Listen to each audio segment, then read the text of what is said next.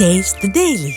கமல் சார்லாம் வந்து எனக்கு மாஸ்டர். அப்போ கூட வந்து என்னை கிண்டல் பண்ணார். சின்ன பொண்ணு என்னடி இப்படி வயசான கேரக்டர்லாம் பண்ணுறேன். அவரோட திறமையை பார்த்து ஃபர்ஸ்ட் படம் கொடுத்தது என் ஹஸ்பண்ட் தான். உதயான்ற படம் பண்ணும்போது இந்த சின்ன பிள்ளைகளோட நொண்டி அடிச்சுட்டு விளையாடிட்டு இருப்பாரு. அப்போ நான் பார்க்கும்போது இந்த பையன் பாரு எப்படி இந்த பிள்ளைகளோட சேர்ந்து விளையாடுது, அவனும் ஒரு குழந்தை அப்படின்ற ஒரு ஃபீல் தான் எனக்கு வந்தது. இப்போ கட்சின்னு ஆரம்பிச்சிருக்காரு. நடிக்க வர்றதும் ஒரு பெரிய அபூர்வமான விஷயம்தான். பொலிட்டிக்கு வர்றதும் ஒரு அபூர்வமான விஷயம்தான். அரசுமாலாம் நடிக்கும்போது அப்படி சிங்கம் மாதிரி வருவார். சாமியோட அவரை எடை போடக்கூடாதுன்னு ஒரு சிலர் சொல்றாங்க. ஆனா he's a God.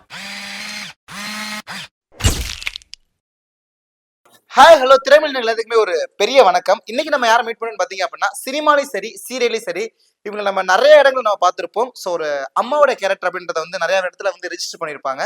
So Shanti William ma'am அவங்கள நீங்க நம்ம மீட் பண்றோம். மேம் வணக்கம் மேம், நல்லா இருக்கீங்களா? வணக்கம், நல்லா இருக்கேன். Okay ma'am. ஸோ உங்களை நாங்கள் சினிமாலையும் பார்த்துருக்கோம், சீரியலையும் நாங்கள் பார்த்துருக்கோம். ஸோ ரெண்டுலேயுமே ஒரு டிஃப்ரெண்ட் டைப் ஆஃப் வந்து ஆக்டிங் நீங்க வந்து வெளியே கொடுத்துருக்கீங்க. மேம் இது ரெண்டுக்கும் என்ன வித்தியாசம் மேம் நீங்க பாக்குறீங்க? ரெண்டுக்கும் பெரிய வித்தியாசம்னா, பெரிய திரைன்னா அது கொஞ்சம் ஏதோ ரொம்ப ஒரு பெரிய லெவல்ல இருக்க மாதிரி மக்களுடைய மனதிலையும் எல்லாருக்கும் அது இருக்கு. சின்ன திரைன்னும் போது எல்லார் வீட்லயும் நாங்க போய் வாழ்ந்துட்டு இருக்கோம். அது ஒரு ஒரு விஷயம். ஏன்னா பெரிய திரையை வந்து தியேட்டர்ல தான் போய் பார்க்க முடியும். அது ரொம்ப நாள் கழிச்சா டிவியில வரும், அப்ப பார்ப்பாங்க. ஆனா சின்ன திரை அப்படி கிடையாது. சின்ன திரை வந்து எல்லார் வீட்லயும் தினமும் வந்து குடும்பத்தோட எல்லாரும் ஒண்ணா உட்காந்து எந்த டைம் வேணும்னாலும் உட்காந்து பார்த்துக்கிற அளவுக்கு அந்த இதுதான். அது ரெண்டுக்கும் உள்ள வித்தியாசம் இது ஒண்ணுதான். மற்றபடி வந்து பெரிய திரை அப்படின்னாக்கா அதுல நடிக்கிறவங்க எல்லாம் பெரிய லெஜெண்ட்ஸ் அப்படிங்கிற ஒரு ஒரு இது இருக்கு. ஏன்னா இப்ப ரஜினி சாரு, கமல் சார்லாம் வந்து எனக்கு மாஸ்டர். ஒரு காலத்துல வந்து எனக்கு டான்ஸ் மாஸ்டர். அவர் 17 வயசு 18 வயசு இருக்கும் அப்போ. அப்போ நான் வந்து ஒரு நர்த்தனசாலான்னு ஒரு படத்துக்கு போயிருந்த டைம்ல அவர் தான் எனக்கு வந்து கம்போஸ் பண்ணாங்க. தங்கப்பன் மாஸ்டரோட அசிஸ்டண்டா இருந்தாங்க. அந்த மாதிரி அவர் என்னைக்குமே அந்த ஒரு குருவோட லெவல்ல அவர் என்னைக்குமே என்னோட லைஃப்ல இருக்காரு. அவர் வந்து என்னைக்குமே என்னோட குருவோட லெவல்ல தான் இருக்காரு. இன்னொன்னு வந்து சூப்பர் ஸ்டார் வந்து அவரு ரஜினிகாந்த் வந்து அவரோட நான் இது வரைக்கும் எதுவும் நடிச்சது கிடையாது, ஒண்ணும் கிடையாது. கமல் சாரோட நான் நடிச்சிருக்கேன். நீங்க கமல் சாரோட ஒரு படத்துல பாபநாசனோட நீங்க நடிச்சிருக்கீங்க. பாபநாசம் நடிச்சிருக்கேன். அப்புறம் வந்து வேற ஒரு படம் நடிச்சேன் அவரோட. இந்த ஊமையா நடிச்சிருப்பாங்க சுஜாதா அம்மாவும். அந்த படத்துல கூட அவருக்கு சம்மந்தியா போய் நடிச்சிட்டு வந்தேன். அப்ப கூட வந்து என்ன கிண்டல் பண்ணாரு. சின்ன பொண்ணு என்னடி இப்படி வயசான கேரக்டர் எல்லாம் பண்றேன். அதுக்கு என்ன பண்றது, கூப்பிட்டாங்க, வந்தேன், நடிச்சேன், போறேன், அவ்வளவுதான் அப்படின்னு சொல்லிட்டு வந்துட்டேன்.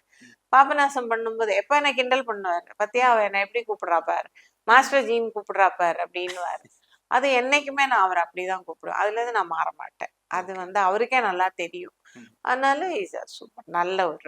நல்ல ஒரு கலைஞன்.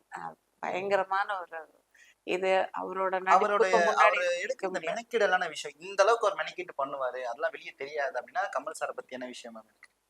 அவர் வந்து நிறைய விஷயங்களை வந்து ரொம்ப திறமையா அவர் செய்யக்கூடிய ஒரு மனுஷன். அது வந்து நிறைய பேருக்கு தெரியாது. ஆனா அவரோட திறமை வந்து சின்னதுல இருந்தே, அவர் 17 வயசுல அவரோட திறமைய பார்த்து ஃபர்ஸ்ட் படம் கொடுத்தது என் ஹஸ்பண்ட் தான். ஆமா, விஷ்ணு விஜயம்னு ஒரு படம், ஷீலாம்மா. அப்ப அவருக்கு என்ன ஒரு 17 வயசு தான், 15-16 வயசு தான் இருக்கும் போல இருக்கு. மாஸ்டரோட போகும்போது என் ஹஸ்பண்ட் பார்த்துட்டு ஆன்டி வில்லனா போட்டுடலாம் அப்படின்னு சொல்லிட்டு ஆன்டி வில்லனா போட்டாங்க விஷ்ணு விஜயன்ற படத்துல. என் ஹஸ்பண்ட் சொல்லிதான் போட்டாங்களாம். அப்படிதான் அவர் இண்டஸ்ட்ரிக்கு முதல்ல இத குழந்தை பருவத்துக்கு அப்புறம் வந்தது. அவர் அப்படிதான் சொல்லியிருக்காங்க.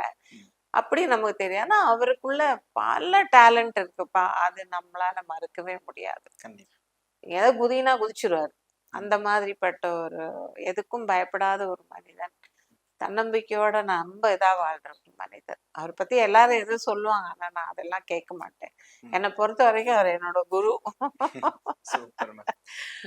இப்ப நெக்ஸ்ட் விஜய் சாரை பத்தி நான் கண்டிப்பா கேட்டே ஆகணும். சோ விஜய் சாரோட நீங்க படம் பண்ணிருக்கீங்க, திருமலை படம் பண்ணிருக்கீங்க, நிறைய படங்கள் பண்ணிருக்கீங்க. படம் பண்ணிருக்கேன். சோ அவர் வந்து உங்களுக்கு பார்வையில அப்போ வந்து ஒரு பையனா அவர் தெரிஞ்சிருப்பாரு. இப்போ ஒரு பெரிய அரசியலை சார்ந்து மூவ் பண்ணி அது ரொம்ப ஆச்சரியமா இருக்கு. அந்த ஒரு விஷயம் வந்து ரொம்ப ஆச்சரியமா இருக்கு. ஏன்னா அதாவது அந்த குழந்தை பருவம் அப்படிங்கறது ஒரு வேற, ஒரு டீனேஜ் பருவம்ன்றது ஒரு வேற. அந்த டீனேஜ் பருவத்துலதான் நான் அவரை பார்த்திருக்கேன். உதயான்ற படம் பண்ணும்போது இந்த சின்ன பிள்ளைகளோட நொண்டி அடிச்சுட்டு விளையாடிட்டு இருப்பாரு அந்த பெரிய மொட்டைப்பாடியில. அப்ப நான் பார்க்கும்போது இந்த பையன் பாரு எப்படி இந்த பிள்ளைகளோட சேர்ந்து விளையாடுது, அவனும் ஒரு குழந்தை அப்படின்ற ஒரு ஃபீல் தான் எனக்கு வந்தது. அதுக்கப்புறம் திருமலை பண்ணும்போது ரொம்ப இது திருமலை படம் பண்ணும்போது தான் வந்து என்ன ஆயிடுச்சுன்னா, ராத்திரி 10 மணிக்கு மேல ஷூட்டிங், 12 நைட் எஃபெக்ட். பாலச்சந்தர் ஐயா வந்து எனக்கு ஃபோன் பண்ணாரு. அப்பா ஃபோன் பண்ணி, நீ கொஞ்சம் கிளம்பி வா, விஜய்க்கு அம்மாவை நடிக்கணும் அப்படின்னாரு. நானும் ஈவினிங் 5 o'clock ஃப்ளைட்ல தான் வந்து இறங்கினேன். வந்து இறங்கி நேரா ஸ்டூடியோக்கே போயிட்டேன். வீட்டுக்கு போயிட்டு போனா லேட் ஆயிடும் அப்படின்னு. போன உடனே, அம்மா நைட்டு தான்மா ஷூட்டு, எதுக்குமா இப்போ வந்தீங்கன்னாங்க. மணி 7 மணி இருக்கும் நான் போகும்போது. நைட்டு 12 மணிக்கு தான்மா ஷூட்டு, இப்போ உங்களுக்கு ஷார்ட் வராது அப்படின்னோடனே, சரிப்பா பரவாயில்ல நான் இங்கே இருக்க சொல்லி என் ஹஸ்பண்டை விட்டு சொல்லிட்டு அந்த அந்த பெஞ்ச் மாதிரி போட்டிருந்தது. எனக்கு நல்ல தூக்கம், ஏர்லி மார்னிங் எழுந்திருப்பேன், அதனால நல்ல தூக்கம். அந்த இதுல பெஞ்ச்ல படுத்துடலான்னு சொல்லி சும்மா ஒரு துணியை போட்டுட்டு படுத்திருந்தேன். விஜய் சார் பார்த்துட்டே போனார் போல ரூம் போகும்போது. உடனே அவரோட காஸ்டியூமரை கூப்பிட்டு, சாந்திமா வெளியே படுத்துருக்கேன், உள்ள போய் படுக்க சொல்லு அப்படின்னா. ரூம்ல போய் படுக்க சொல்ல, எப்படியும் நான் ஷார்ட்டுக்கு போனேன்னா ரூமுக்கு வர லேட் ஆகும், 3 மணி ஆயிடும், அதுக்குள்ள நமக்கு முடிஞ்சிடும் வேலை, அதனால அம்மா உள்ள போய் படுக்க சொல்ல. இல்லப்பா, விஜய் சார் கொடுத்த விஜய் சார் கொடுத்த ரூம்ல என்ன போய் படுக்க சொன்னாங்க. நான் சொன்னேன், இல்லை வேண்டாம்னு சொல்லுங்க தம்பி, பரவாயில்ல, தம்பி பாவம் ஒரு 10 நிமிஷம் ரிலாக்ஸ் ஆவார் ரூம்ல வந்து, எதுக்கு அந்நேரம் நான் டிஸ்டர்ப் பண்ண விரும்பலப்ப நான் இப்படியே ஒதுங்கி உட்காந்துக்கிறேன்னு சொல்லிட்டு ஒதுங்கி உட்காந்துட்டு இருந்தேன். அப்புறம் திட்டினாங்க, அவர் சொல்றாரு நீங்க கேட்க மாட்டேங்கிறீங்கம்மா அப்படின்னா. இல்லப்பா பரவாயில்ல இருக்கட்டும் சொல்லி நான் விடிய விடிய அங்கேதான் உட்காந்துருந்தேன். அதுக்கப்புறம் அவரும் வரல, நான் போய் படுப்பேன்னு சொல்லிட்டு அவரும் வரல. அதுக்கப்புறம் 3 மணிக்கு நாங்க ஒன்னா ஷார்ட் நடிச்சு முடிச்சதுக்கு அப்புறம் தான் நான் அப்படியே கார்ல ஏறி வீட்டுக்கு வந்துட்டேன். அந்த மாதிரி நிறைய நல்ல குணங்கள் இருக்கு அந்த பிள்ளைகிட்ட, நிறைய நல்ல குணங்கள் இருக்கு. அவரு இப்ப கட்சின்னு ஆரம்பிச்சிருக்காரு. அவர் நல்லா வரட்டும்னு நான் ப்ரே பண்றேன். ஏன்னா நல்ல பிள்ளை, நல்ல பிள்ளை. அவர் வாழ்க்கையில எதேதோ நடந்திருக்கு, ஆனா அதுக்கு அப்பாற்பட்டு அவர் ஒரு உயரத்துக்கு போறதுக்கு கடவுள் அங்க பிளெஸிங் கொடுத்துருக்காரு, இல்லைன்னா அவர் இதுக்கு வர முடியாது. எங்க சுத்தினாலும் எதை சுத்தினாலும் நடிக்க வர்றதும் ஒரு பெரிய அபூர்வமான விஷயம்தான், பொலிட்டிக் வர்றதும் ஒரு அபூர்வமான விஷயம்தான். இது ரெண்டுமே வந்து நம்மளால நினைச்ச உடனே உள்ள போக முடியாது. போக முடியுமா சொல்லுங்க? அவரு பெரிய திரையில பெரிய லெவல்ல இருக்கவரு, 200 கோடி சம்பளம் வாங்குறவரு, இவ்வளவு வாங்குறவரு, இவ்வளவு வாங்கிட்டு வந்து இந்த பொலிட்டிக்கல்ல வந்து அவர் இப்போ எல்லாத்தையும் இழந்துட்டு போகும். 2 மாசம் நடிச்சாலே அவர் காசு வந்துருது அவர் கையில. அதையெல்லாம் விட்டு அவர் நடிக்க வந்திருக்காரு, அவர் இப்ப பொலிட்டிக்கல்ல வந்திருக்காருன்னா பெரிய விஷயம். அது மேபி கடவுளோட அவருக்கு ஆசீர்வாதம் கொடுத்துருப்பாங்க, அதனாலதான் அவர் அதுக்கு வந்திருக்காரு, இல்லைன்னா அவரால் வர முடியாது.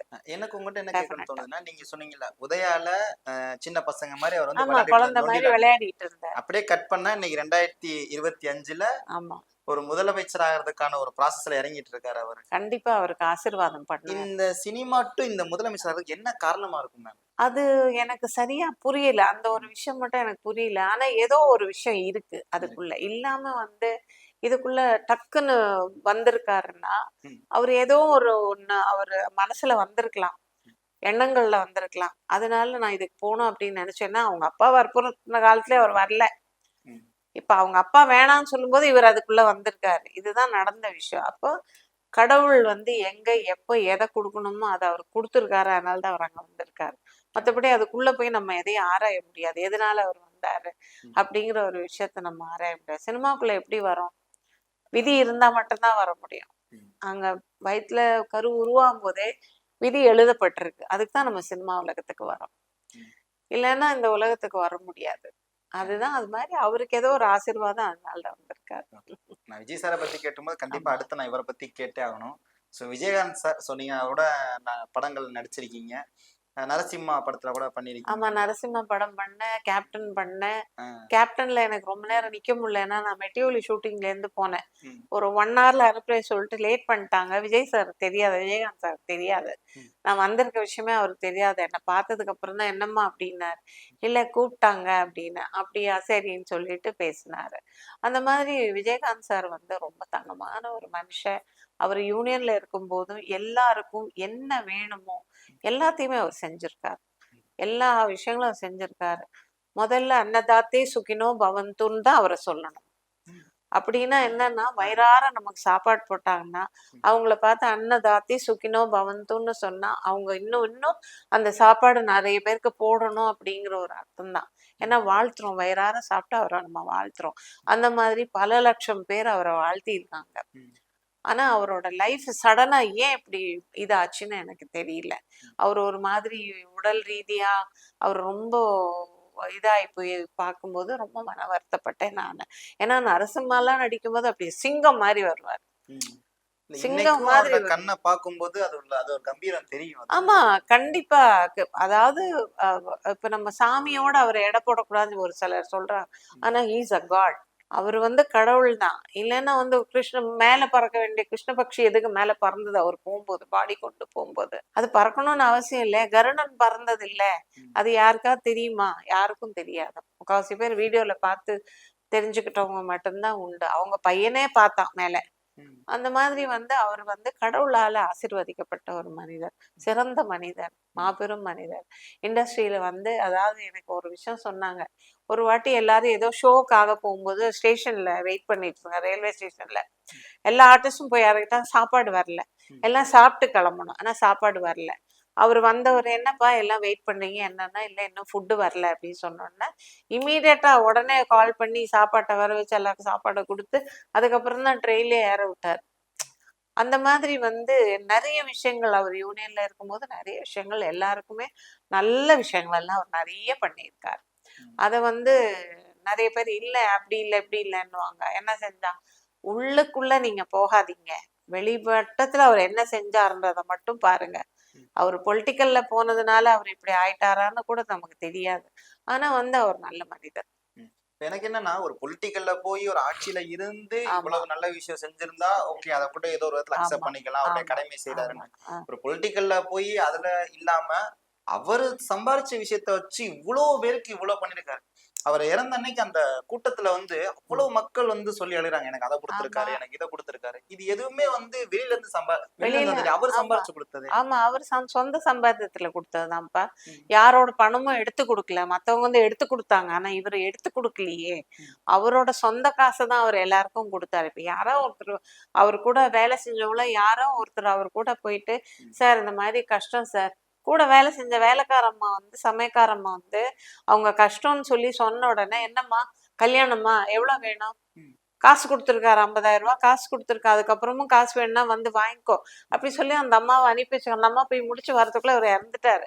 அந்த அம்மா தலையிலையும் நெஞ்சிலையும் போட்டு அடிச்சுக்கிட்டு அழுகுறாங்க. அந்த மாதிரி எல்லாருக்கும் உதவி செய்யும். ஏன் இன்ஃபேக்ட் எனக்கே அவர் ஹெல்ப் பண்ணார். நரசிம்மா பண்ணி வரும்போது எனக்கு பேசின சம்பளமே 20,000 ரூபாய் தான். 2 நாள் ஷூட்டிங், ஒரு நாளைக்கு 10,000 ரூபாய், 2 நாளைக்கு 20,000 ரூபாய் பேசினாங்க. ஆனா அவர் எனக்கு கொடுத்தது கட்டா கொடுத்தாரு. ஏன்னா என் வில்லியம்ஸோட ஃப்ரெண்ட், அவர் ரொம்ப க்ளோஸ் ஃப்ரெண்டு, 2 பேரும் ரூம்மேட்ஸ், என் ஹஸ்பண்டோட ரூம்மேட்ஸ். அப்படி இருந்ததுனால அவர் உடல் ரீதியா அவர் ரொம்ப வீட்டுல இருக்காருன்னு தெரிஞ்சுக்கிட்டு அவருக்கு உதவி பண்றதுக்கு அவர் அந்த பைசா கொடுத்தாரு.